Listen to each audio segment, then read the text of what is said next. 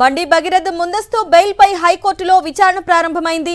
తనపై నమోదైన పోక్సో కేసులో ముందస్తు బెయిల్ మంజూరు చేయాలని కోరుతూ హైకోర్టును బండి భగీరథ్ ఆశ్రయించారు. పోలీసులు అరెస్టు చేసే అవకాశం ఉన్నందున భగీరథ్ హైకోర్టులో అత్యవసర పిటిషన్ దాఖలు చేశారు. ఇదే కేసులో సిట్ నోటీసులకు స్పందించిన బండి భగీరథ్ రేపు విచారణకు హాజరవుతారని పోలీసులకు ఇప్పటికే మెయిల్ చేశారు.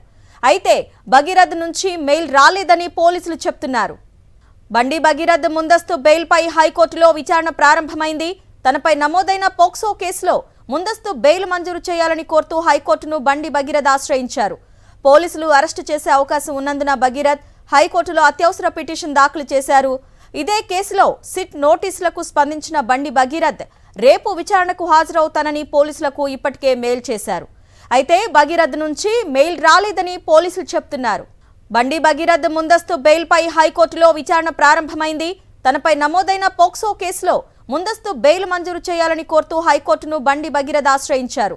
పోలీసులు అరెస్టు చేసే అవకాశం ఉన్నందున భగీరథ్ హైకోర్టులో అత్యవసర పిటిషన్ దాఖలు చేశారు. ఇదే కేసులో సిట్ నోటీసులకు స్పందించిన బండి భగీరథ్ రేపు విచారణకు హాజరవుతానని పోలీసులకు ఇప్పటికే మెయిల్ చేశారు. అయితే భగీరథ్ నుంచి మెయిల్ రాలేదని పోలీసులు చెప్తున్నారు.